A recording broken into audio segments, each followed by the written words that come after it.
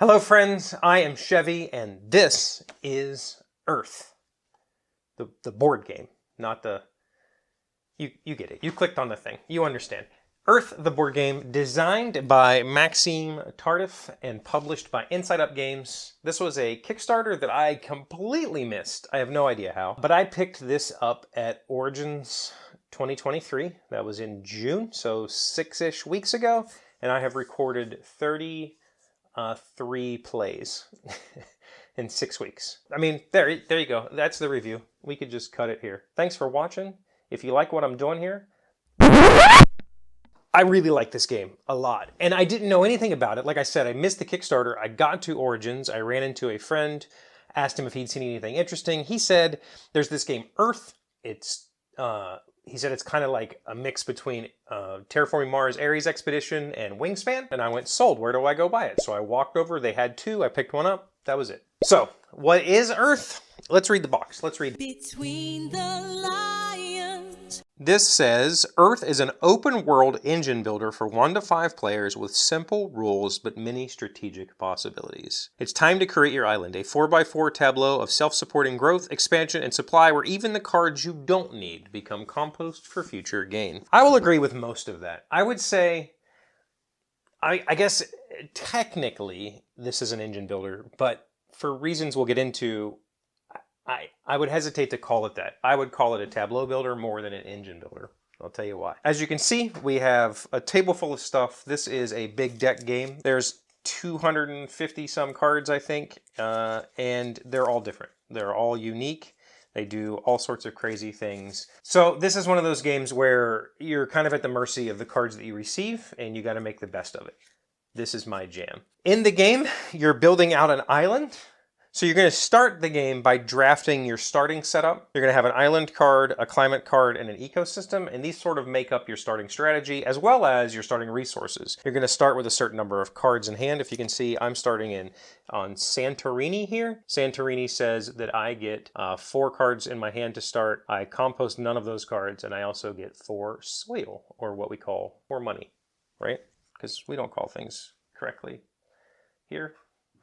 So I have my 4 soil. Actually, I've already taken a bunch of turns. I just happen to have 4 soil right now. The soil is going to be used to play for cards. So cards have a cost, of course. That's in the upper left-hand corner here. 0, 2, 7, 1. They have point values. They have possibly spaces for growth. They have an ability generally. They have spaces for sprouts, I think they're called. They have all kinds of icons. You can see at the top here, these are their... ecosystems, I think, or climates. They're climates. They also have an icon, a type icon, so trees and shrubs and mushrooms. So what's going to happen is you're going to be playing these, what are they called? Flora. So you're going to be playing flora into your island. You're also going to play these terrain cards. These terrain cards are basically going to give you special abilities or generally in-game scoring conditions that'll help you score points, and you're going to build your little island. Now, it's kind of, well, it is simultaneous. It's kind of solitaire in the sense that you're just focusing on what you're doing, but there is a communal aspect. At the start of the game, we're going to set up this board with various in-game goals. These brown cards, these are called fauna. Yeah, flora and fauna, right? Fauna cards are it's a bit of a race. It's a race to score these, and they're going to be all sorts of different things. You're going to have, for instance, this one is 4 herbs. As soon as you get 4 herbs in play, you get to put one of your little player markers on the top spot that's available. In addition, there are ecosystem cards that are just like your personal ecosystem, and these do all sorts of weird in-game scores. For instance, this one is 9 points for every 2 flora, again, plants, each with a color in their name, and colors are in italics. So if we look at, I think I have, yeah. So if we look at the title of this card, Pink Tulip, it has a color in its name. It says pink right on it. And then this is 6 points per row if all 4 cards share one ability color. So let's talk about how cards are played. Once you start playing cards, they're going to go in a 4x4 grid. And this is kind of the magic secret sauce of this. You could compare this to lots of other titles, and we will here shortly, but the thing that makes this one special and unique is this 4x4 grid. When you play cards, they're going to go in a grid. So at this point, I have my 3 columns are defined. I could play cards over here, or I could play cards over here. You can kind of shift things around until you have that 4x4 grid locked in. So you're only going to ever get to play 16 cards into your island. Now there are also event cards, that's these types of cards, that are one-shot actions. You just do a thing and then it goes into a discard pile. And these also could provide points at the end of the game, but a lot of them provide negative points. They give you some sort of game boost for a negative value. So when you're playing cards, they're going to go into this grid, and there's a whole bunch of things like we just saw, filling 4 rows of cards that share one ability color. So when I'm building out my island here, I want to say this row is going to have yellow, this row is going to have red, this row is going to have blue, you know, so that's something to keep in mind. And there are going to be lots and lots of cards that do things to adjacent cards or to cards in their row or column. For instance, this herb here says sensitive plant. When I take the blue action, we'll talk about actions in a second, I can put 3 cubes on any of the 8 adjacent flora. So if this was here and somebody took the blue action, I could distribute some cubes. Now these are sprouts. So this board's very, very important. This board kind of drives the game. And when I was saying I don't necessarily consider this an engine builder, this is what I'm talking about. In my opinion, chasing these goals is vastly more important than trying to set up some synergy on your island. I don't know that this needs to be said, but if you can achieve synergy while also getting the goals complete, you should do that, and you'll probably win. This is going to be the type of game where if all players are taking their time and trying to build a synergistic island, the game could go a while. In my experience, games take about an hour. Regardless of the number of players, because it's kind of simultaneous, it should take about an hour. Unless nobody's taking a planting action so that you're not filling out your island. You're trying to get cards that help you build a better synergy. That can happen. So the way this all works is you have 4 actions at the start of that you can take on your turn. When it's your turn, you pick one of these 4 things. You can plant, that's how you pay for cards and put them in your island. You can compost, that's how you're going to get more money, more soil to your reserve. You can water, that's how you're going to get sprouts, cubes. You're going to put cubes on cards. Cards can only hold a certain number, so once they fill up, you can't put any more there. And you can grow. Growing is how you're going to get more cards into your hand. It's also how you're going to get these growth pieces. Like a lot of these action selection type games, whatever action you take, everybody else gets a benefit as well. So the top is what you're going to get. If I were to plant right now, I would get to plant up to 2 cards, 0 to 2, and then I would draw 4 cards from the deck, choose 1 to keep, and discard the others. Everybody else gets to plant 1 card and draw 1 card, and so on, down the line. So the reason I don't say this is an engine builder, it is, let's rewind. So when you take an action, you do the thing, whatever the action is. And then you activate all abilities on your island associated with that action's color. So you'll notice that, for instance, this is yellow. So if I take the growth action, I get to draw 4 cards. So we're going to get 4 new cards in our hand, an event, another mushroom. Those are good because I have a card here with mushrooms on it. I'm going to get 2 growth pieces, so I can take 2 growth pieces and put them out. I'll put 1 here, and when you fill up a spot, so this place can hold 2 growth. When I fill that spot up, I put a cap on it. This is a canopy. I put a canopy piece on there. That just indicated that I can't put any more growth here. There's also cards that give you bonuses for having canopies.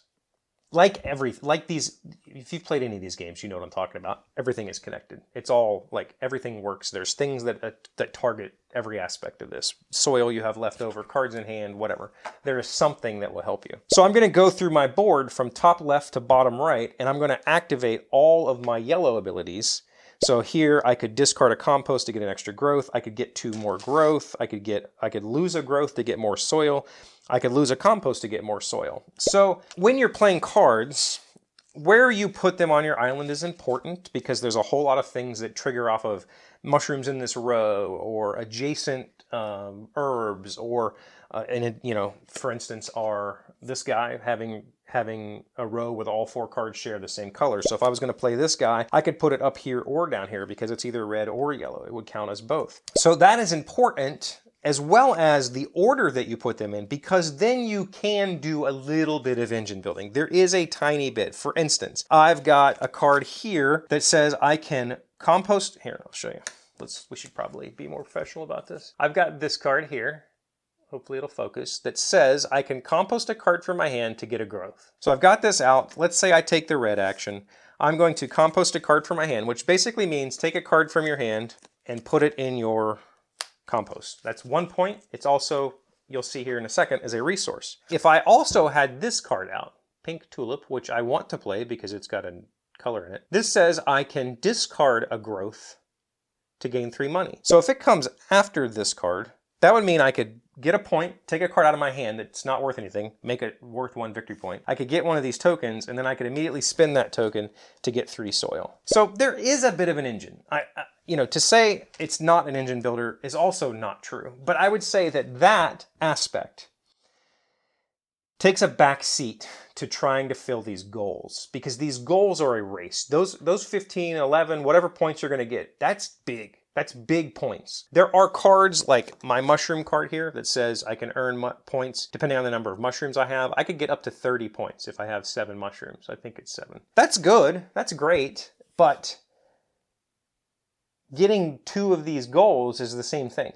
Rushing to those is important. And so while you could spend time, and we've definitely had games where people have spent the early game just drawing cards and getting soil, trying to build a strategy before you start developing your island.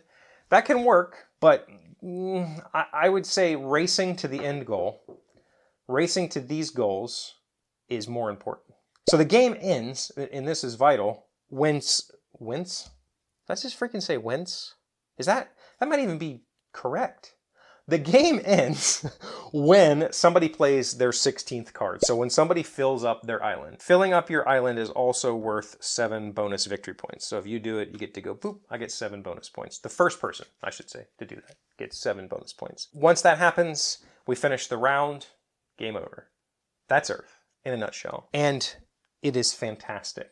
I've seen this compared to Terraforming Mars, especially Terraforming Mars Ares Expedition with the role selection thing, Ark Nova, Wingspan, Race for the Galaxy.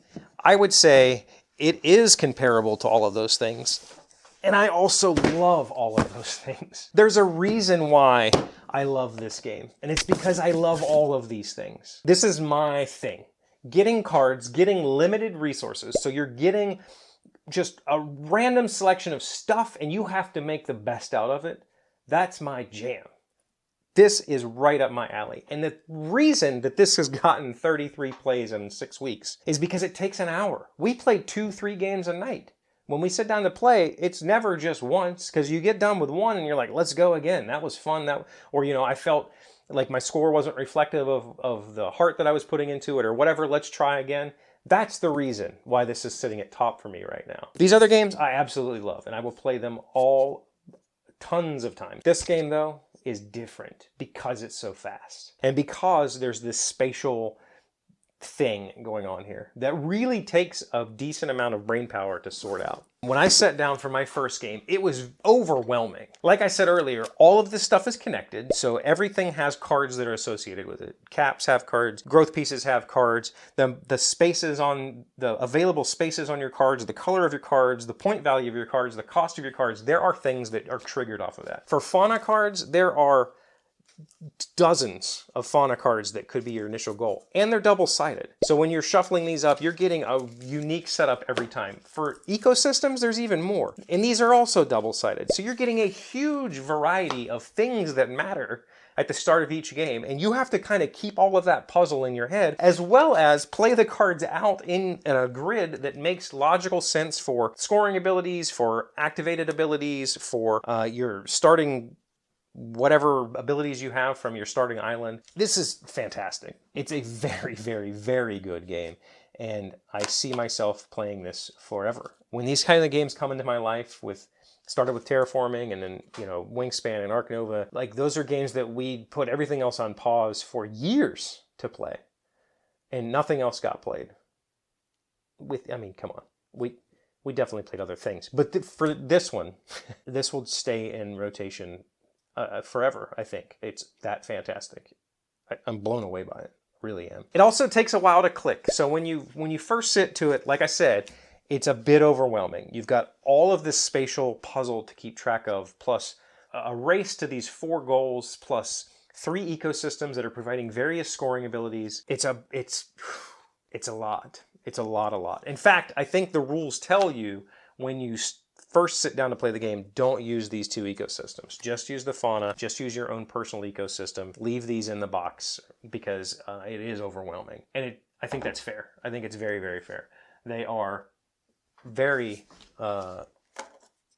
they open the game up a whole bunch, but they... Yeah. You know what I'm saying? You get it, right? I hope you do. That's Earth. Again, from Inside Up and designer Maxime TARDIF. Yeah. I'm going to go play it like later because that's how much I love it. Got any questions? Put it in the comments. Thanks for watching. If you like what I'm doing here, hit the stuff, the bells and the subscribes and all that stuff. And also check out my social media links because I like talking about board games. See you next time.